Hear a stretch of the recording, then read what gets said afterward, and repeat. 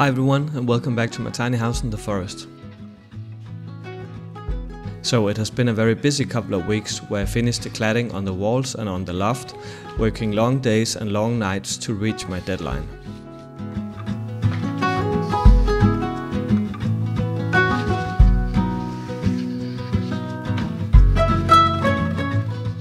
The reason being that spring is just around the corner and I have tons of projects waiting for me in the garden that I can't wait to get started with.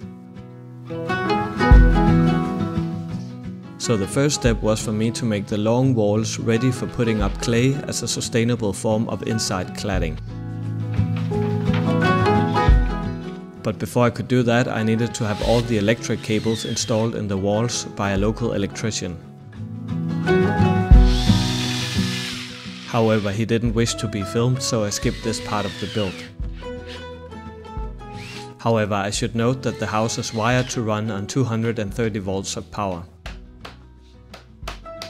But later in the build I will also install a 12 volt off-grid backup system in the cold room.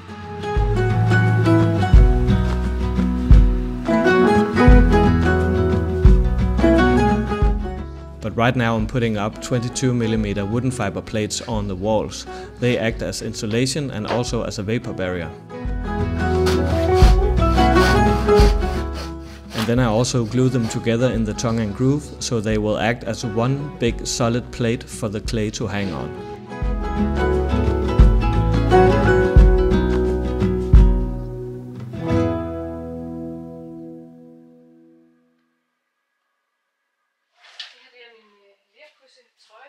The day after, my good friend Emma swung by to teach me how to work with clay walls.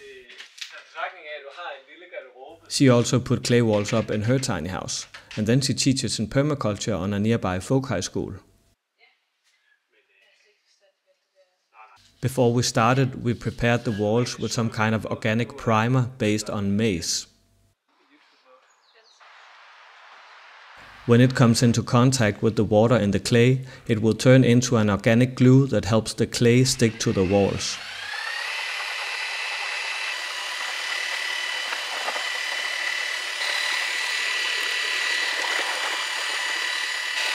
We also added some primer to the clay mix to make it even more sticky.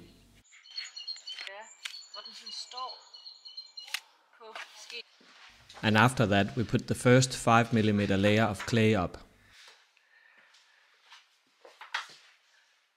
In this the stones are a little bit more coarse, so that the finer next layer will better hang on to it. But it's all about the technique, and Emma showed me how to put it up so it becomes nice and even. Men Emma, jeg synes vi finder en tykkelse, så vi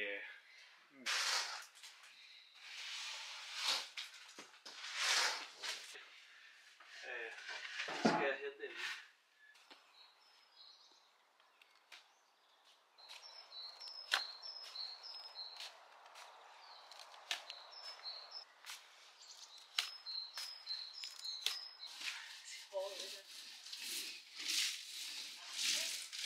Så fint det er. Arbejdsblæser? Nej.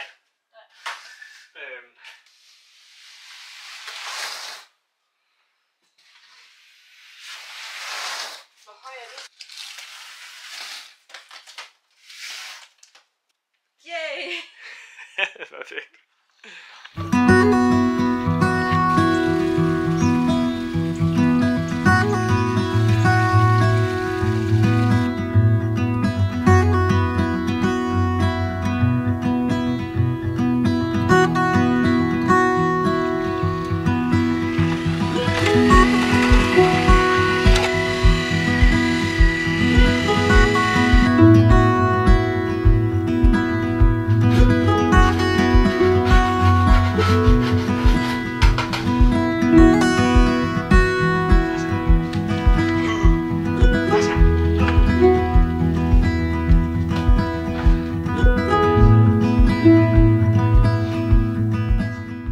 On day 2, time came to put up the second and final layer of clay.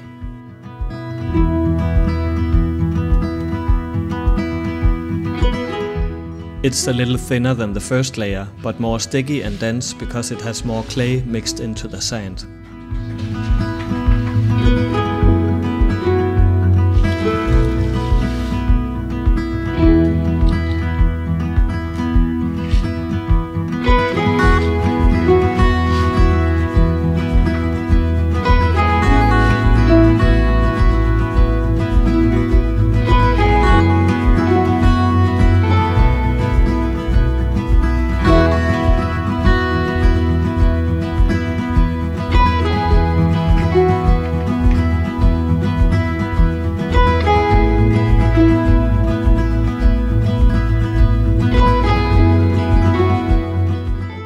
When you put up the second layer, you don't need for the walls to be completely dry.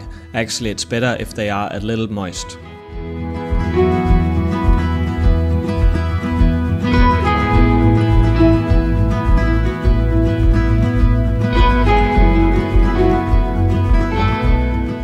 And after the second layer had dried for a couple of days, time came to smoothing out the small ridges and edges.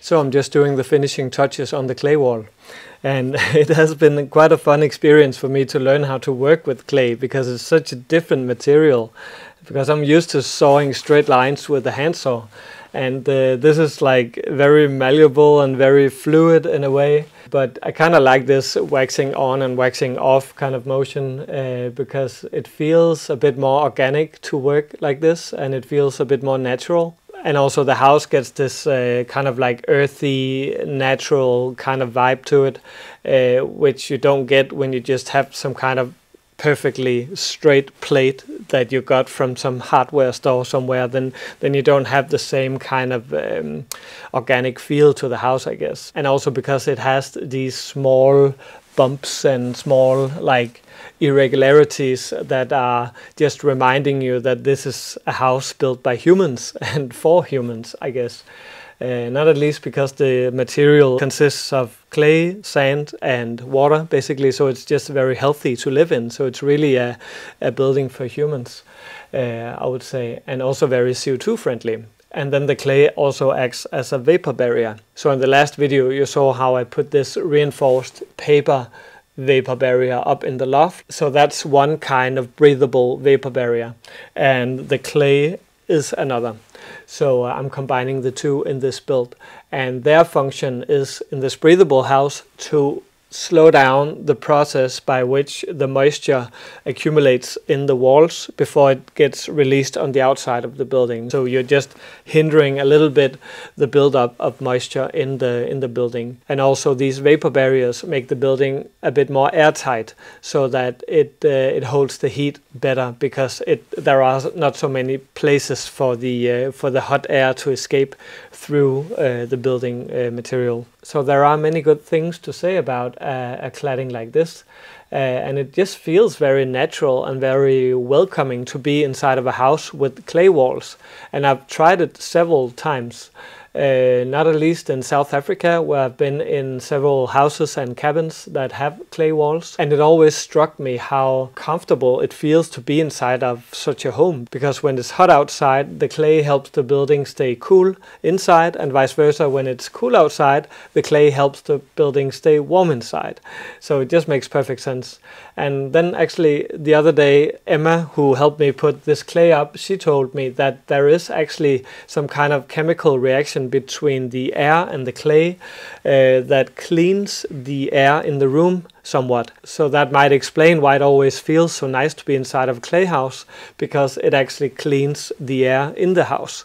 So there are just so many things to say about clay, and I think even though it is a very traditional building material in many cultures, I think it might as well be a building material for the future, because obviously I think we should build sustainable and healthy houses for the future also. And why not use very CO2 friendly and healthy materials when we want to build the houses for tomorrow? So.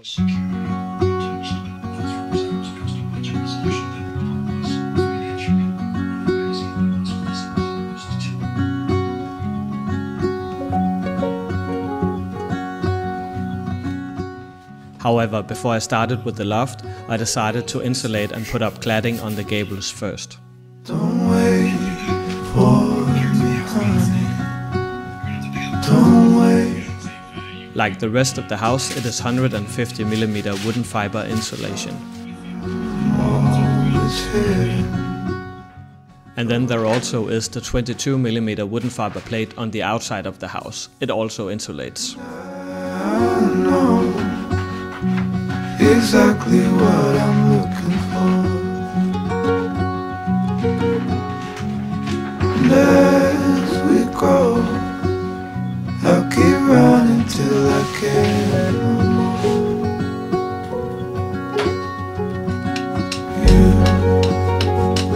You'll always be the one I want at midnight. You'll always steal my breath away, yeah. You'll always be my heart, my life. Every second, every day.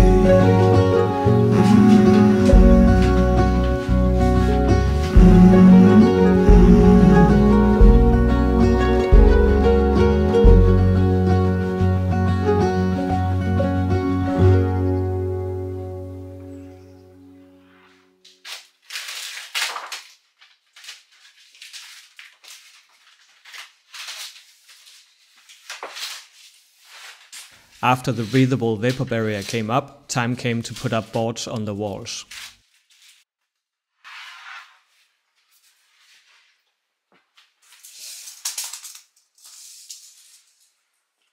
But I don't really like the traditional wall panels that you can get here in Denmark, so I decided to use floor planks instead.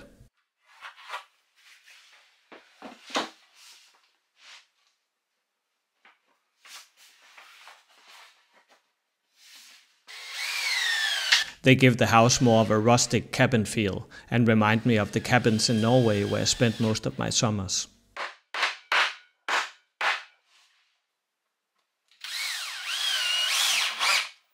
And with a thickness of 2.5 centimeters, they also insulate a little bit.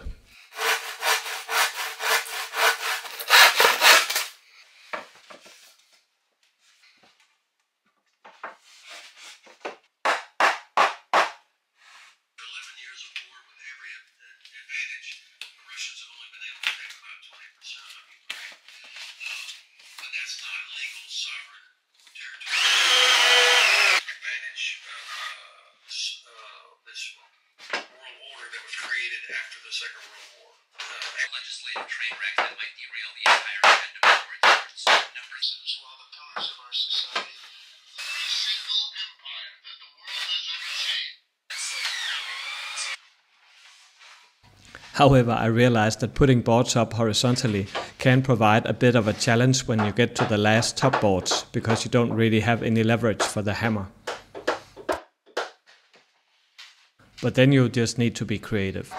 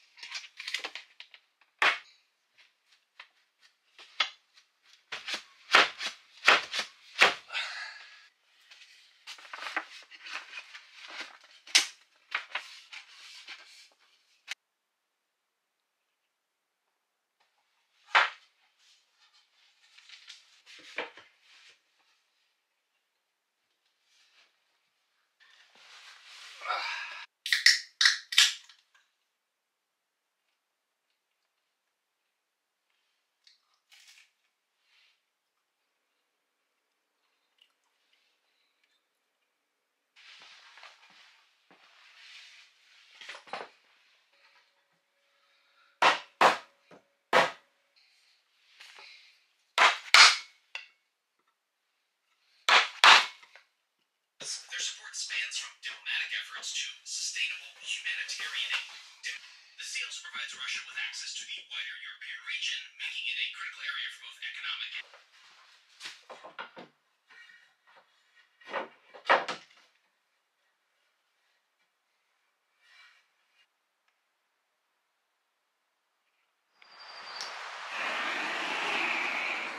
And finally, time came to put up the loft boards.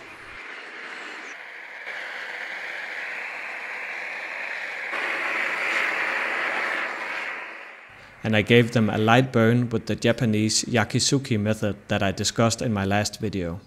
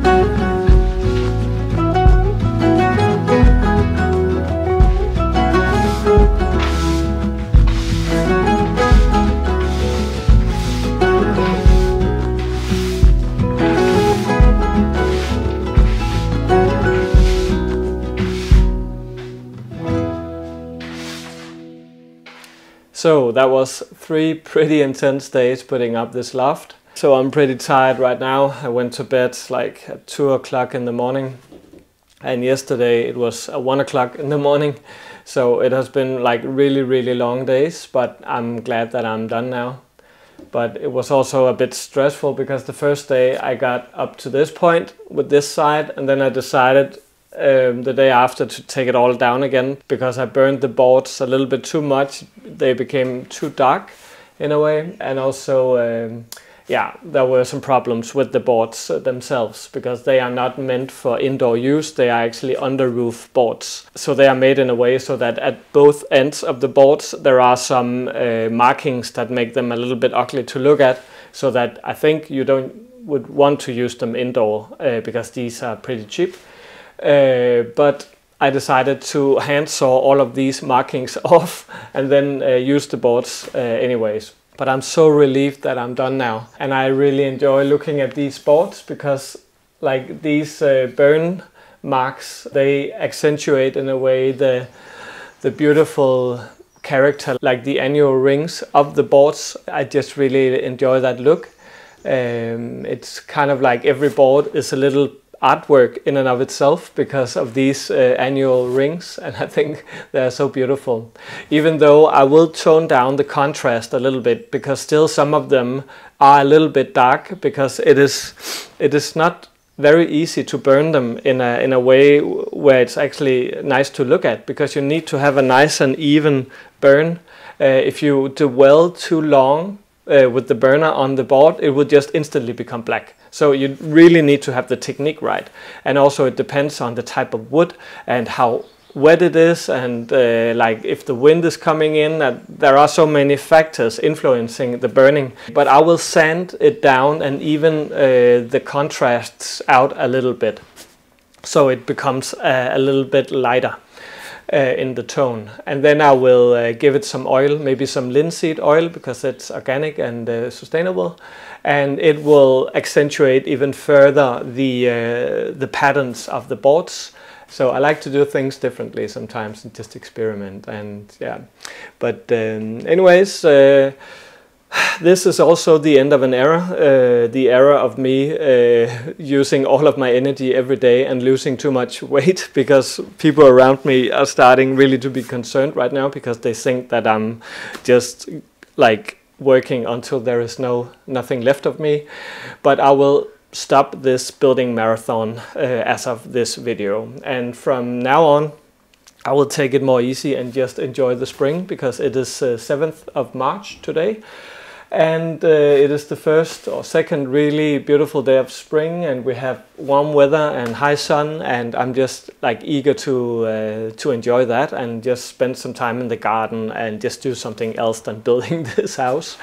So I will just take it a bit more easy from now, and also the videos, they will be more like a little of this and a little of that. I won't have these huge marathons in every video from now on. It will be, yeah, quite something different, but I will still need to figure out the format and how I will do it. But it's an experiment, and you're part of it. But right now I'll just pack up my stuff and leave for the weekend, because I will spend some time with my family, and my sister's going back to India, to New Delhi this weekend. I'll drive her to the airport, and then come Tuesday I'll get some friends over, all the builders who helped me build this house. I have invited them to kind of like a dinner party, and maybe also the removal of the old house.